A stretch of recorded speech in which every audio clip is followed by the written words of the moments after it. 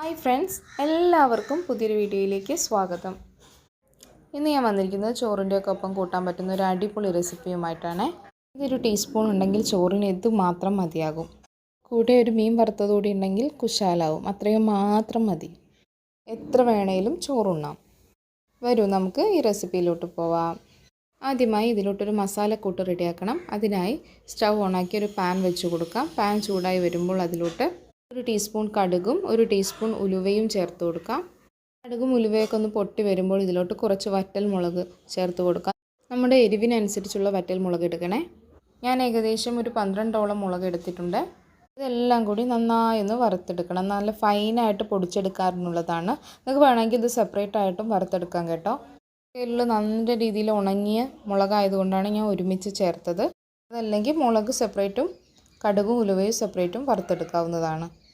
ഇത് നന്നായി ചൂടായ ശേഷം നമുക്കൊരു മിക്സിയുടെ ജാറിലോട്ടിട്ട് മാക്സിമം കഴിയുന്നത്ര ഫൈനായിട്ട് പൊടിച്ചെടുക്കാം. ഞാൻ ഈ മുളകും ഉലുവയും കടുകും എല്ലാം കൂടി പൊടിച്ചെടുത്തിട്ടുണ്ട്. ഇത്രത്തോളം ഫൈനായിട്ട് കിട്ടിയിട്ടുണ്ട്. ഇത് നമുക്കൊരു സൈഡിലോട്ട് മാറ്റി വയ്ക്കാം. ഞാനിവിടെ ഒരു മുറി തേങ്ങ ചെറുതായിട്ട് ഒന്ന് പൂണ്ടെടുത്തിട്ടുണ്ട്. അതുപോലെ ഒരു മാങ്ങയും ചെറിയ ചെറിയ കഷ്ണങ്ങളാക്കി എടുത്തിട്ടുണ്ട്. ഒരു പാകത്തിന് അധികം പുളിയില്ലാത്ത മാങ്ങയാണ്. മാങ്ങയുടെ പുളിക്ക് അനുസരിച്ചുള്ള മാങ്ങ എടുത്താൽ മതി. ഇത് നമുക്ക് മിക്സിയുടെ ജാറിലോട്ട് ഇട്ട ശേഷം ഒന്ന് ക്രഷ് ചെയ്തെടുക്കാം. എല്ലാം കൂടി ഒരുമിച്ച് ക്രഷ് ചെയ്തെടുക്കാൻ പറ്റില്ല, അതുകൊണ്ട് കുറേശ്ശെ ആയി ഇട്ടെടുത്താൽ മതിയാകും. ഈ ഒരു പരുവത്തിൽ വേണം കിട്ടാൻ. ചിരവി എടുത്തു കഴിഞ്ഞാൽ രണ്ടും കൂടി ഒരുമിച്ച് ഇതുപോലെ കിട്ടില്ല. അതുകൊണ്ടാണ് തേങ്ങ ഇതുപോലെ പൂണ്ട് എടുത്തത്. ഇതുപോലെ ഒന്ന് ക്രഷ് ചെയ്തെടുത്തിട്ടുണ്ട്. നമുക്കൊരു സൈഡിലോട്ട് മാറ്റി വയ്ക്കാം. ഇനി ഒരു കടായി സ്റ്റൗവിൽ വെച്ച് ചൂടാക്കി അതിലോട്ട് എണ്ണ ഒഴിച്ചു കൊടുക്കാം. ഞാൻ വെളിച്ചെണ്ണയാണ് എടുക്കുന്നത്. നിങ്ങളുടെ ഇഷ്ടം അനുസരിച്ച് വെളിച്ചെണ്ണയോ അല്ലെങ്കിൽ നല്ലെണ്ണയോ ഉപയോഗിക്കാവുന്നതാണ്. ഇതൊന്ന് ചൂടായി വരുമ്പോൾ ഇതിലോട്ട് ഒരു വലിയ കഷ്ണം ഇഞ്ചി ചെറുതായിട്ട് അരിഞ്ഞത് ചേർത്ത് കൊടുക്കാം. ഇതൊന്ന് ഇളക്കി കൊടുത്ത ശേഷം ഒരു 7-8 അല്ലി വെളുത്തുള്ളി ഒന്ന് നെടുകെ പിളർന്നത് കൂടി ചേർക്കുന്നുണ്ട്.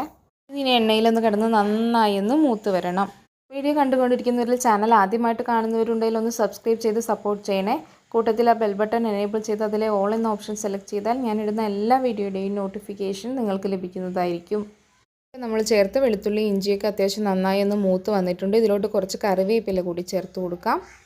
ഇനി ഇതിലോട്ട് നമ്മൾ നേരത്തെ ചതച്ച് വെച്ച തേങ്ങയുടെയും മാങ്ങയുടെയും മിക്സ് ഇല്ലേ, അത് ചേർത്ത് കൊടുത്ത് നന്നായി വറുത്തെടുക്കാം. ഇതുപോലെ മാങ്ങയും തേങ്ങയൊക്കെ ഉപയോഗിച്ച് ഇതുപോലെ ആ ഒരു റെസിപ്പി തയ്യാറാക്കി നോക്കിയിട്ടില്ലെങ്കിൽ തീർച്ചയായും തയ്യാറാക്കി നോക്കണേ. നല്ല ടേസ്റ്റാണ്. കൂടാതെ ഇതുപോലെ ഇങ്ങനെ വറുത്തൊക്കെ എടുക്കുന്നതുകൊണ്ട് തന്നെ പെട്ടെന്ന് കേടാവുകയില്ല. ഇതിന് ചമ്മന്തിപ്പൊടിയെന്നോ അതല്ലെങ്കിൽ ഒരു കൂട്ടുകറി എന്നൊക്കെ വിളിക്കാവുന്നതാണ്. ഇനി ഇത് തേങ്ങയൊക്കെ നന്നായി ഒന്ന് മുരിഞ്ഞ് കിട്ടുന്നത് വരെ വറുത്തെടുക്കണേ. നോൺ സ്റ്റിക്ക് പാനൊക്കെ ആണെങ്കിൽ വറുത്തെടുക്കാൻ ഈസി ആയിരിക്കും. ഇതുപോലത്തെ പാത്രമൊക്കെ ആണെങ്കിൽ അടിയിൽ പിടിക്കാതിരിക്കാൻ ശ്രദ്ധിക്കണേ. ഇപ്പം നമ്മുടെ തേങ്ങയുടെ കളറൊക്കെ ഒന്ന് മാറി വരുന്നുണ്ട്. ഇതിലെ വെള്ളമൊക്കെ ഏകദേശം വറ്റി നല്ല ഡ്രൈ ആയി കിട്ടണം. ഇപ്പോൾ നമ്മുടെ തേങ്ങയൊക്കെ ഏകദേശം നല്ല ഡ്രൈ ആയി കിട്ടിയിട്ടുണ്ട്. ഇനി നമുക്ക് ഇതിലോട്ട് നമ്മൾ നേരത്തെ വറുത്ത് പൊടിച്ച് മാറ്റി വെച്ച മുളകിൻ്റെ മിക്സ് ഇല്ലേ, അത് ചേർത്ത് കൊടുക്കാം. ആദ്യം 2-3 ടീസ്പൂൺ ചേർത്ത് കൊടുത്തൊന്ന് എരിവൊക്കെ ചെക്ക് ചെയ്ത് നോക്കിയ ശേഷം ആവശ്യമെങ്കിൽ കൂടുതൽ ചേർത്ത് കൊടുത്താൽ മതി കേട്ടോ. നിങ്ങളുടെ കയ്യിൽ മുളകിൻ്റെയൊക്കെ എരിവിനനുസരിച്ചൊക്കെ ഇതിൽ വ്യത്യാസം വരും. മാങ്ങയുടെ പുളിക്ക് അനുസരിച്ചും ഈ ഒരു അളവിൽ വ്യത്യാസം വരാവുന്നതാണ്. ഞാൻ ഈ മിക്സ് ഒരു 2 ടീസ്പൂൺ ചേർത്തിട്ടുണ്ട്. ഇനി ഇതിലോട്ട് ആവശ്യത്തിന് ഉപ്പും കൂടി ചേർത്ത് കൊടുക്കാം. അങ്ങനെ മിക്സ് ചെയ്ത് ചെക്ക് ചെയ്ത് നോക്കുമ്പോൾ നമുക്ക് ഇതിൻ്റെ കറക്റ്റ് അളവ് മനസ്സിലായിക്കോളും. ഉപ്പും കൂടി ചേർത്തിട്ടുണ്ട്. ഇനി നന്നായി ഒന്ന് മിക്സ് ചെയ്ത ശേഷം നമുക്ക് ചെക്ക് ചെയ്ത് നോക്കാം. കുറച്ചുകൂടി എരിവൊക്കെ ആവാം. ഞാൻ ബാക്കിയുള്ള മസാല മിക്സ് കൂടി ഇതിലോട്ട് ഇട്ട് കൊടുക്കുന്നുണ്ട്. നിങ്ങൾ ഇതുപോലെ ചെക്ക് ചെയ്ത് നോക്കിയിട്ട് വേണം ചേർത്ത് കൊടുക്കാൻ. നിങ്ങളുടെ മുളകിൻ്റെ എരിവിനനുസരിച്ചും മാങ്ങയുടെ പുളിക്കനുസരിച്ചും എല്ലാം ഇതിൻ്റെ അളവിൽ വ്യത്യാസം വരും. ഇനി ഇതെല്ലാം കൂടി നന്നായി മിക്സ് ചെയ്ത് എല്ലാം കറക്റ്റാണോ എന്ന് നോക്കി ഒരു 1/4 ടീസ്പൂൺ കായപ്പൊടി കൂടി ചേർത്ത് നന്നായി മിക്സ് ചെയ്ത് നമുക്ക് ഫ്ലെയിം ഓഫ് ചെയ്യാം. ഇനി ഇത് ചൂടാറി കഴിഞ്ഞ ശേഷം നല്ലൊരു ടിന്നിലെടുത്ത് വെച്ചിട്ട് നമുക്ക് ആവശ്യാനുസരണം ഉപയോഗിക്കാവുന്നതാണ്. നല്ല ടേസ്റ്റി ആയിട്ടുള്ളൊരു ചോറിനൊക്കെ പറ്റിയ നല്ലൊരു സൈഡ് ഡിഷാണ് ഇത്. സൈഡ് ഡിഷ് എന്ന് പറയാൻ പറ്റില്ല. ഇത് ഉണ്ടെങ്കിൽ ഇത് മാത്രം കൂട്ടിയേ എല്ലാവരും ചോറുണ്ണുകയുള്ളൂ.